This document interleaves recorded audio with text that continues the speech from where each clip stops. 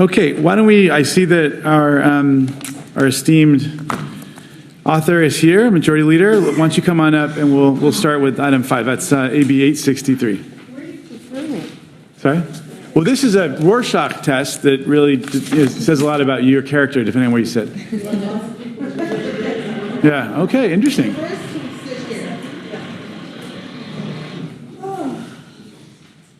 All right. You may proceed when ready. I need my tennis shoes on today, just letting you know. Okay. Good afternoon, Mr. Chair and members. Since July 2011, California consumers have paid a carpet stewardship assessment fee when purchasing carpets sold in California.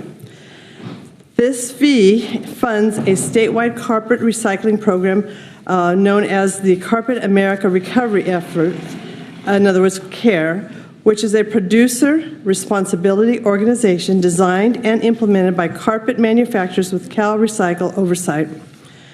We need to reform this program to prevent more carpet in landfills, foster more responsible use of consumer fee resources, lessen mitigation with the state, and promote a more robust recycling infrastructure. 4 major processes in California are no longer in operation, in part because we need to improve management of the system. One of those closed down in my district. Opponents here today will say that their recycling rates are going up and that they are meeting their goals. But CARE's current claims of success are based on recovery of carpeting compared to the declining carpet sales, which inflates the recovery numbers and poorly depicts how the current market shift to other types of flooring is really affecting the carpet recycling program. I have spent over 2 years learning about the state of the current carpet recycling program and where different flooring entities are at with recycling efforts. My staff has had dozens of meetings with stakeholders in that time, including double-digit meetings with CARE and its representatives. Should this bill make it out of committee today, I will continue to work with stakeholders and the committee. I have amended AB 863 to what I can confidently propose as a way to fix the way of the carpet recycling program is run. But just as importantly, this bill will add other recyclable products as requested by the actual recyclers and address recyclability for other flooring projects that are the most popular products on the market today. This bill will create a true extended producer responsibility, EPR, program for carpet pad, and artificial turf, eliminating the assessment charged to consumers. The bill will also require a needs assessment for resilient flooring before being added to the PROS plan and EPR program. And AB 863 will improve accountability for CARE or any other carpet recycling program by increasing civil penalties for violating relevant laws and making repeat offenders ineligible to run this program. With me today to testify in support of the bill is Heidi Sanborn, Executive Director of the National Stewardship Council, Val Cheston, Director of Instruction for the Joint Apprenticeship Training for Flooring with the International Union Painters and Allied Trades District 16, and Mike West, Legislative Representative of the State Building and Construction Trades of California. Great. Thank you so much. Chair and members, my name is Heidi Sanborn of the National Stewardship Action Council, a nonprofit that advocates for an equitable circular economy, and we are proud to sponsor AB 863 to create an extended producer responsibility program for carpet pad, artificial turf, and following the completion of a needs assessment, resilient flooring. Since July of 2011, consumers have paid a carpet stewardship fee, which started at 5 cents and now is up to 70 cents for broadloom and 99 cents for carpet tile when purchasing a carpet sold in California, which funds the statewide recycling program. Because of the current advanced disposal fee program and the subsidy for recycling, virtually all broadloom carpet can be recycled now in California, and only certain carpet tile cannot be recycled, but often can be reused. However, even using CARES data claiming 31% recycling rate in 2023 and apparently projecting 41% in 2024, if all carpet is now recyclable, one might ask why we're still landfilling over 120 million pounds of carpet in California. And my answer would be that it's due to the way the program is run. We're charging people at end of life to dispose of their carpet, and we're not paying the collectors of that carpet for their labor, resulting in carpet getting disposed of instead of being sent to recycling. That and more is why AB 863 is here to fix. For example, the Conservation Corps of North Bay reported that they must charge $35 per residential vehicle and $125 per commercial truck to collect carpet because CARE does not pay them for the labor to collect it. Hence, they don't collect much. Conversely, the Mattress Recycling Coalition does pay them to collect mattresses, and they collect a lot of them, and they don't charge the customers to drop them off. And that's what works, and they like that program. The North Bay Conservation Corps has told me that the other 13 corps will not collect carpet until this program is changed. So we're very much hoping that the other 14 corps in the future, should this bill pass, collect the carpet, which would expand options for consumers in California. The progress made by CARE since 2010 to increase the recycling rate has been relatively slow because when you start a program, that's the low-hanging fruit. Recyclers like Aquafil have literally closed plants like the one in Woodland, which I worked personally very hard to get here into California. It was heartbreaking to lose that 50 jobs. And they moved that consumer-funded equipment out of state due to not receiving enough carpet to recycle. While more than 60% of carpet is still being landfilled, 14 years after the original bill passed. And with the 4 remaining carpet recyclers all desperate to get more carpet. They're literally poaching each other's carpet supplies at this point. That's how desperate they are to feed these plants. AB 863 eliminates the visible consumer fee and requires the producers to pay, which further incentivizes the producer to achieve the goals and design products with cost-effective management systems and eliminates the hassle to retailers to collect the fee. It also reduces the problem that we have at retailers where they're being asked a lot, what is this fee? What is this fee? I've personally asked this question. The response I got from the clerk was, it's just another government tax. I don't know what it's for. So that's another problem when you put that on there. It really doesn't educate the customer about much. AB 863 also provides new tools to ensure Californians get the program that they deserve by authorizing CalRecycle to remove the producer-run organization from managing the program should they fail to comply 3 or more times. The fines are going to go up to $25,000 per violation, up to, based on the type of violation. The other bills are actually at $50,000. This was something that we had talked to them about in negotiations. On par with national trends, the carpet sales are declining, while the sale of products such as resilient flooring is going up. In fact, it even says that on the Mohawk website because they sell, both Shaw and Mohawk sell both flooring, the resilient flooring and carpet. And the needs assessment will be required in AB 863 to evaluate what will be required to collect and recycle the resilient flooring to inform the addition of resilient flooring to the stewardship program. And I do want to say that New York did pass a carpet legislation that is an internalized cost and does include the artificial turf. So we're not the only ones now that have done this. We have had at least 6 meetings with the opposition dating back to June of 2023, and they have had the RN that includes the changes which added the EPR and the flooring types since September of last year. Unfortunately, despite numerous attempts to find middle ground after over a year of discussions, we ultimately disagree on several points, including the need to fund the collectors that work on their behalf to collect the carpet and get the recycling numbers up, and that they should pay for the program. There's very few states who allow public money to be collected and then just given to another industry group that's especially out of state, especially when they continue to fail to perform. And there's a long list of enforcement actions as recent as in April where they failed to complete, let me see, CalRecycle did a conditional approval on their revised contingency plan in April of this year. Back in December, CalRecycle disapproved their contingency plan amendment. In January, CalRecycle found them non-compliant on their 2022 annual report. And that's just the most current things on their website. So we hope that we can get your support for this bill and fix this program once and for all. Thank you.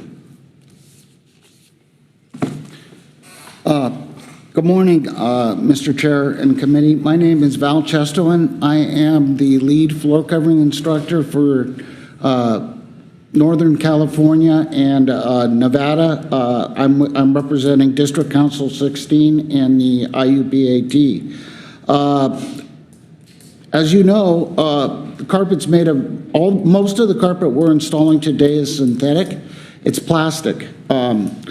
By properly training installers to install the material, the material has a much longer lifespan, and there's less of it going into the landfills. Also, if the carpet is installed incorrectly, there are situations where you cannot even recycle it. For instance, using the wrong adhesive, if it's glued down, putting too much adhesive, open times, working times. The students need to learn that. They also need to learn how to handle it and what is expected of them when the material is to be recycled. Thank you again for this opportunity to testify today. I appreciate it. Thank you. Mr. Chair and members, Mike West, on behalf of the 450,000 men and women of the state building and construction trades, including over 65,000 men and women in our state-of-the-art apprenticeship programs. Many of these are disadvantaged, formerly incarcerated, emancipated youth, and military veterans. I don't have a lot to add on the technical aspects of this bill, but I'm continuously impressed by Val and the other instructors on new products and state-of-the-art systems being taught in our apprenticeship programs. I would like to add that it is more than inconvenient when one of these systems fails and a company has to move all the furniture out, the cubicles, relocate the employees in order to fix a faulty installation. Thank you for the opportunity to testify today. Thank you. All right, other folks who want to weigh in support of the bill? Yeah. Clifton Wilson on behalf of the San Joaquin County Board of Supervisors, Western Placer Waste Management Authority, Stop Waste, and the California Product Stewardship Council, all in support. Thank you. Thank you. Jordan Wells expressing support on behalf of Zero Waste Sonoma, CalPERG, Aquafil, Marin Sanitary Service, Circular Polymers, Mojave Desert and Mountain Recycling Authority, Families Advocating for Chemical and Toxic Safety, Sacramento Splash, Russian Hill Neighbors, Rise Building Solutions, National Waste Recovery, Broadview Group, Arizona Alternatives, Apex Manufacturing, Reterra Corporation, Transportec Logistics, Clover Plastics, Circular Strategy, Frankfurt Plastics, Better Image Recycling, Sea Hugger, Product Stewardship Institute, and Repurpose Earth. Thank you. Thank you. It's a lot. Nicholas Mazzotti on behalf of the California Association of Local Conservation Corps in support of the bill. Thank you. Kayla Robinson on behalf of Rethink Waste in support. Thanks. Bill Alio, EWG. Thank you. Thank you. All right, now let's hear from opposition. Who's coming up? Yeah.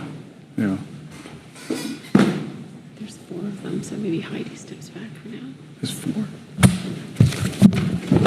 Oh gosh. Yep. Just tripped over the leg. Okay.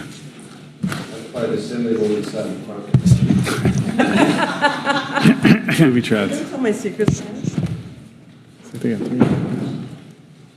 All right. May pursue when ready. Proceed. Yeah, please. Yeah. Good morning, Mr. Chairman and members of the Environmental Quality Committee. Thank you for the opportunity to speak today. My name is Dr. Robert Peoples. I'm a physical organic chemist by training with 40 years of experience. I'm one of the founders of CARE and have served as the executive director since my return in 2012. My goal as a scientist is to share facts, experience, and information to help you and others make the best decisions that you can make. My work is driven at this stage of my career by my 2 grandchildren in the hope of providing them a better world to grow up in. I am, in fact, proud of the work that's been done in California. Have we had bumps and bruises along the way? Absolutely. Have we learned from those and made adjustments? Absolutely. Did we start with a blank sheet of paper? Yes, we did. And what I mean by this is that we had no infrastructure, collections, reporting system, products into which to put these materials. The dedicated team of CARE has worked with the recyclers to deliver unparalleled progress despite the winds of COVID and the turmoils of the marketplace that we have to operate in today. We've also enrolled the best consultants in business who help guide our work, in particular Cascadia Consulting and Crow here in California. These are consulting firms known to the state of California and do a lot of work with Cal Recycle. They've helped provide information and guidance on our plans. In addition, we do communicate regularly and often with the staff over at Cal Recycle. I believe the facts speak for themselves. And I do have a chart here that I'm happy to share with the committee. Excuse me. A recycling rate in Q1 of this year at 42% now equals the overall recycling state rate for the state of California. Our target for 2024 is 34%. In 22, we hit all of our goals except for one, and we missed that goal by 12%. So the world is not black and white. In 23, we met or exceeded all of our targets with the exception of one, and that one we missed by only 5% because the markets in Q4 just collapsed. Nobody would buy the materials that we were trying to move. CARE recyclers have diverted over 1.2 billion pounds from the landfill since the program started, and our microgrants program has been a major success for small businesses and municipalities. We do use a Cal Recycle approved formula as we calculate our recycling rate. Are there still opportunities to grow and improve? Absolutely, and CARE works on those every single day with all of our stakeholders. Unfortunately, I do want to point out for you that the briefing paper you hold, which is meant to inform your decisions, does have some factual errors that have been acknowledged, and I'm happy to share my thoughts on what those are with you if you're interested. One particular concern that we have is that an element of H63 around the union funding. We have tried to work diligently with DC 16 and 36, and I'm happy to provide you the long list of efforts that we've done. However, we have done frequent trainings with both unions. We have all of the training materials in place, including videos in both English and Spanish, which are readily accessible online. And we've done multiple train-the-trainer programs to prepare the union trainers. We've met with a lot of resistance from the unions. The unions represent about 15% of all the installers in California. There's just no justification for millions of dollars, up to 10% of the budget, where we could use those funds to better support the collections infrastructure that we continue to build. Recycling carpet from a collections and transport point of view is not rocket science, and it just doesn't require that much money to train when all of these materials are in place. In conclusion, I'd like to just acknowledge that CARE is working by looking at the metrics over the past few years. Why would this body want to dismantle a program that has created hundreds of jobs and recycled hundreds of millions of pounds of carpet into innovative and new products with a new program starting from scratch with no proof that it will work? So again, I'd like to thank you for your time and just leave you with one last thought. Systems logistics analysis tells us that when you try to change something faster than a system can accommodate the change, it leads to chaos and lack of efficiency. In many cases, there's been efforts to try to change what we're doing faster than the system can absorb those changes and respond to those changes. So thank you for your time this morning. Good afternoon, Mr. Chair and members. Anthony Sampson here on behalf of the Resilient Floor Coverings Institute.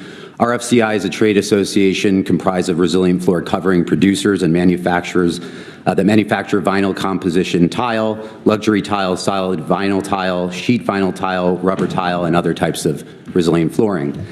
Let me first start by thanking the Assemblymember Aguiar-Curry and her staff for reaching out after the bill was introduced and expressing a willingness to meet with RFCI to discuss their concerns with this measure. While we look forward to engaging in that dialogue, I would be remiss not to raise some process-related concerns with how this is all unfolded.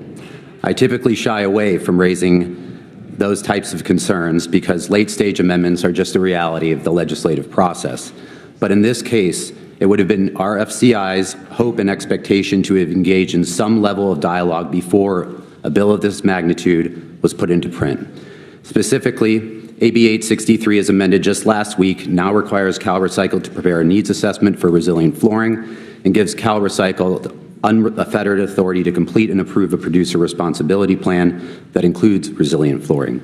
We understand the committee's proposed amendments will now require CalRecycle to consider whether or not resilient flooring should be included in its own PRO or part of an existing one. But either way, AB 863 presupposes that resilient flooring will be part of this massive new program in some way, shape, or form. RFCI understands and appreciates the importance of conducting a needs assessment before establishing a program, but keep in mind that resilient flooring encompasses several types of flooring products with a broad range of physical properties and applications. Indeed, different types of resilient flooring face distinct challenges in terms of the technical and infrastructure needs associated with recycling. For this reason, we believe that upon the completion of a needs assessment, CalRecycle should instead issue recommendations to the legislature as to how to establish the most effective program possible to address end-of-life management of resilient flooring. RFCI would stand ready at that time to work with Assemblymember Aguiar-Curry and this committee through the course of a full legislative session to establish a program that works for manufacturers, consumers, recyclers, and other entities throughout the supply chain. RFCI and its members have decades of experience and technical expertise in this area. Establishing a new program of this magnitude on a new product category will require extensive dialogue between the Assembly member and our technical experts, but we are concerned that doing so within the short time frame that we have left will be extraordinarily challenging and will lead to the establishment of an unnecessarily flawed program. Thanks for considering our comments, and we look forward to the continued dialogue with the Assembly member and with this committee. Thank you. Yes, sir. Greg Herner on behalf of the Synthetic Turf Council. We represent the manufacturers, installers, all the companies up and down the state that handle and install synthetic turf. I'm also very familiar with the extended producer responsibility programs, having helped draft some of the bills that have gone through this legislature. And I work on compliance with the CalRecycle on plans as well. I'm really confused though, because first we have the supporters saying the carpet program doesn't work, and then we have the industry saying it does. Well, if the carpet program's not working, why do you want to add us to it? Especially without any discussion, and I would like to echo some of Anthony Sampson's conversations. We were offered a 3-hour block of time the day before this hearing as the only opportunity to have a consultation on this. If there was an RN floating around from September, we never saw it. We never saw the bill until it was in print. Synthetic turf is used in different applications. It's not swappable for carpet. It's made out of a different chemical component, polyethylene instead of polypropylene. It cannot, when they recycle, they have to break it down into its component parts. The largest carpet recycler in Los Angeles has stated that they can't recycle synthetic turf. The industry is not opposed to working on recycling, but we haven't even had an opportunity to find out whether we should be in the carpet program or set up our own program. And we've never given the courtesy of that discussion. So we also have a significant reuse component. One of the largest companies that does turf reuse is in the author's district. That reuse is not even accounted for in this bill. So there's other components on this that's going to increase costs, such as like saying you have to have dry storage, synthetic turf.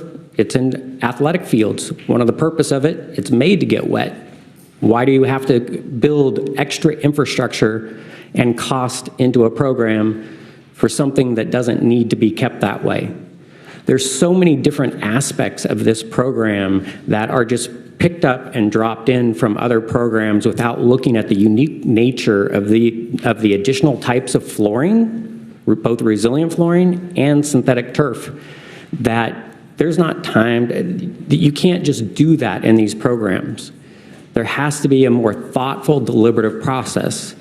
As the chairman knows, who spent years working on SB 54, it takes that much effort to work through some of these issues that are unique to different components and make sure it works. I actually have been consulting with a company that wants to start a recycling facility in Northern California. They are now, with this bill being introduced, they're like concerned about should they make those capital investments or not, because they don't know what this program is going to look like for additional years. That's going to delay opportunities in the turf industry to do recycling. Plus, we also have the infill and other components that we recycle. It's not just the turf. And so when the industry is talking about recycling, we're talking about it holistically. And so respectfully, we see no reason, especially because we're not even included in the needs assessment. Like, why? You're just adding this to this program without a needs assessment or even looking at our industry. Thank you. So with respect, we'd ask to be withdrawn from the bill. Thank you. Okay. Both sides were over time. Now we have a fourth person. So if you could keep it. I'll be 1 minute. Okay. Thank you, Mr. Chair, and thank you for indulgent. Randy Pollock on behalf of the Carpet and Rug Institute, who are participating in this program. And I just want to say, goals define the success of a program. It shouldn't be the structure. And let's look what's happening here. CARE has a plan that goes through an advisory committee that then goes to CalRecycle that is approved. So everybody has input. That was approved on April 1st, 2023, their last 5-year plan. They are meeting goals of that plan. So for some of the proponents of this bill saying, well, you aren't meeting goals, you need to do other things, you're switching the rules on us. We are abiding by what's in our plan, what has been set out. And as Mr. Peoples indicated, we met 12 out of the 13 goals and we missed the one by 5%. And I can tell you every year, every program, you aren't going to meet all your goals. I mean, you would like to, but economic conditions. Lastly, I'll just add, when they talk about the recycling rate, if you want to debate how the recycling rate should be calculated, understandably, but look at the way it's been going over the last few years. It continues to increase every year. That's what should be looked upon. And if you compare us to the mattress program, our 41% would be at 75%. So please just don't look at saying we aren't recycling enough. Look at the scale of the way it's happening. And for those reasons, we oppose this bill. Okay. All right. Okay. Let's hear from other folks who want to weigh in opposition from the mic. Hello, Silvio Ferrar on behalf of the California Building Industry Association Opposition. Rob Spiegel, California Manufacturers and Technology Association in opposition. John Moffitt on behalf of Shaw Industries and the Alliance for Automotive Innovation in opposition. Carpet in the cars, too. All right. Gosh. Well, let me, first of all, thank you to the audience for giving us extra time for everyone to have a discussion, which I know we're going to continue to have. I mean, this was this is a big bill that is brought to us very late, and that does create a challenge. Now, I do want to thank the author for bringing, I mean, this is an important issue. I certainly appreciate all the input from the stakeholders that are here ready to engage. We do know that carpet sales are going down as more offices and businesses switch over to resilient flooring, as they call it. We know there are needs for changes given changes in market trends. And I will say that, I do, at least conceptually, very much appreciate the author not just looking to reform the current EPR program for carpets, but also looking ahead to challenges coming down the road by including other flooring types in the bill. Now, I know that's not without challenge. There's a lot of issues that I think have been raised by the opponents today. The process, as Heidi knows very well, and the author knows too, because she was able to, we talked many, many times over the years as I was trying to get SB 54 across the finish line. These things take a lot of work. And there are a lot of unique challenges associated with every different industry and every different product. I know we basically, by allowing this bill to move forward, we've ruined a whole bunch of people's summers, because it's going to take a lot of work over the recess, quite frankly, to see if you can pull something together that's going to meet all of the challenges that have been addressed. And I just don't know what the answer is to that. I'm certainly willing to give you that opportunity.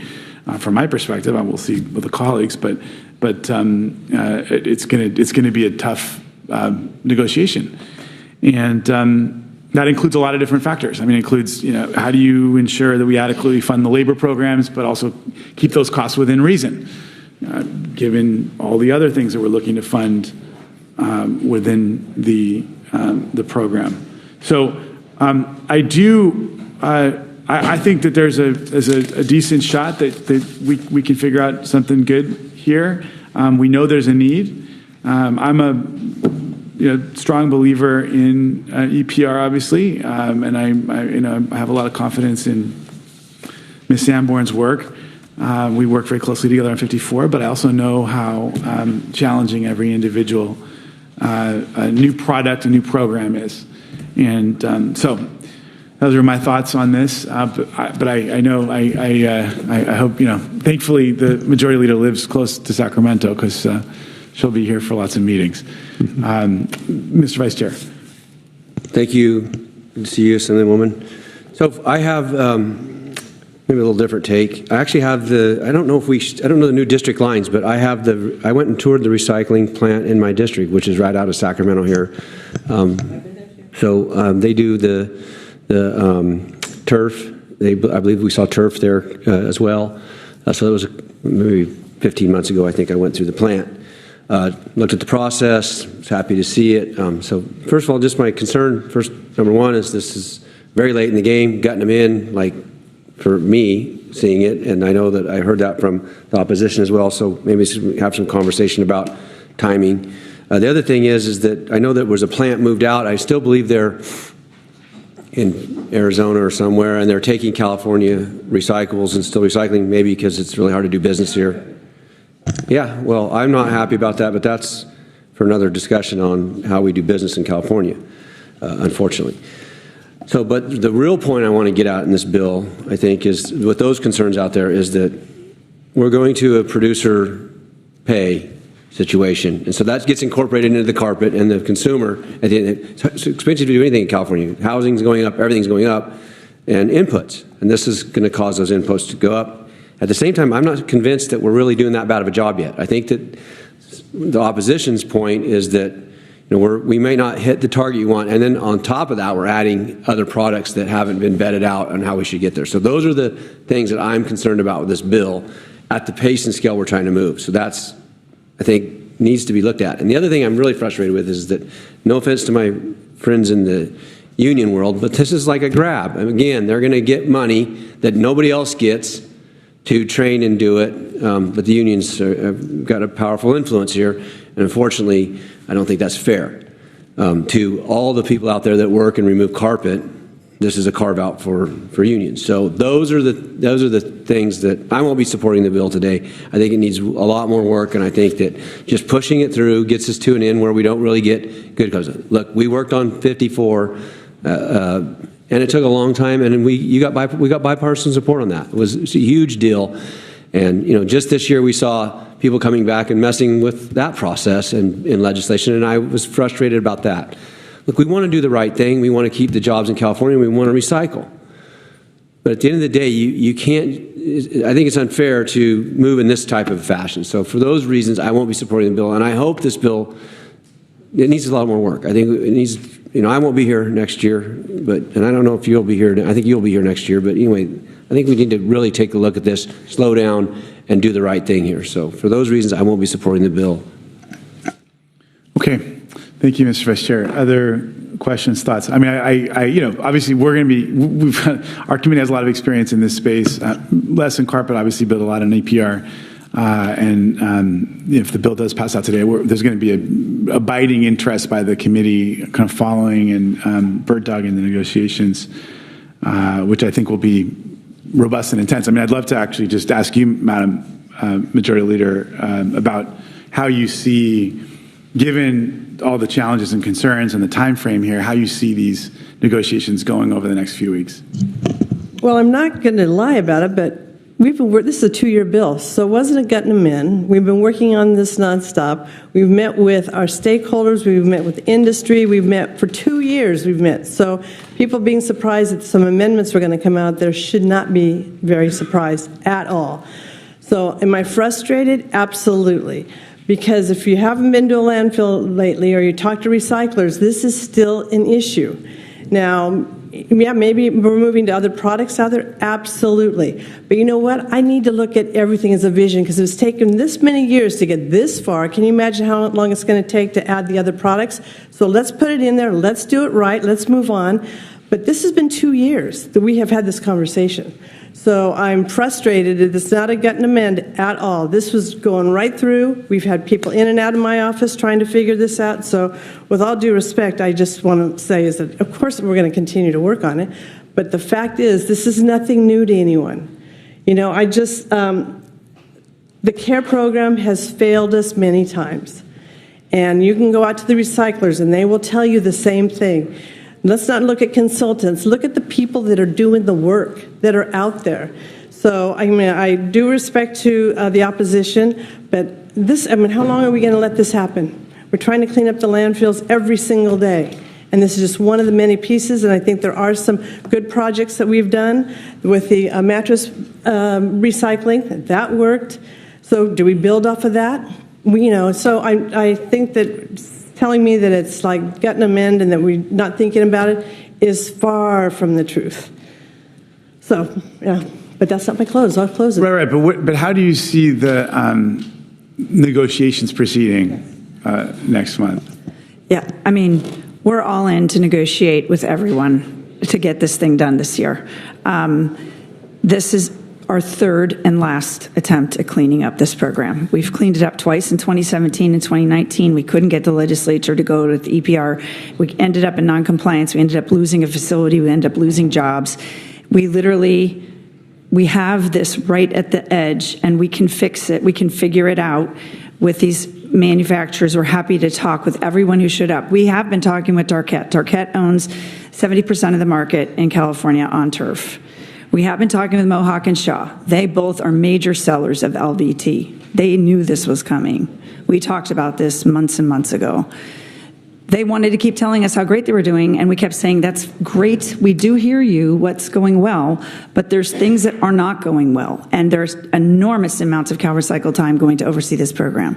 So we would like the time to work with them, and I'm willing to, no vacation, I'm here, let's go, let's dig into the details, because really we do need to get this done, and I know we can do it, we've done it before, and we can do it again. Well, from the look on their faces, they were really looking forward to the vacations. But I guess going to have to be in the fall. Okay. All right. Thoughts or additional questions from members? Senator, are you interested in moving the bill? Okay. All right. So we'll give you the opportunity to close. Senators, CARE has repeatedly failed to administer the program effectively and equitably, and has required oversight and repeated enforcement by CalRecycle.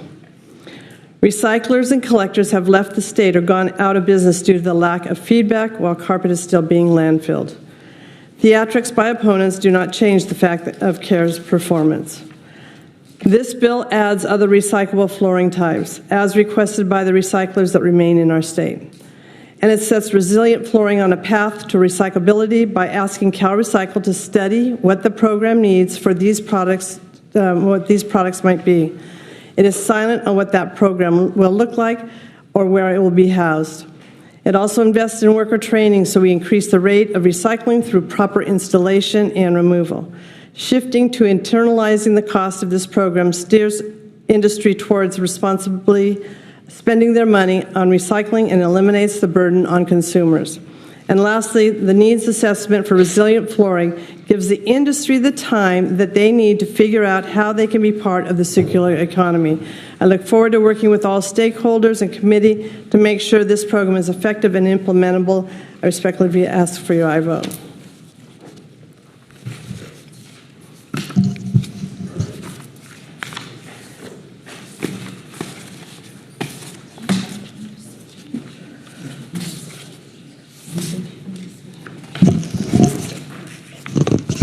Okay, Secretary, please call the roll. AB 863, the motion is due pass as amended to Judiciary Committee. Senators Allen? Aye. Allen, aye. Dally? No. Dally, no. Gonzalez? Hurtado? Menjivar? Menjivar, aye. Wynn? Skinner? Okay, we can leave it on calm. Thank you. Okay. All right, let's go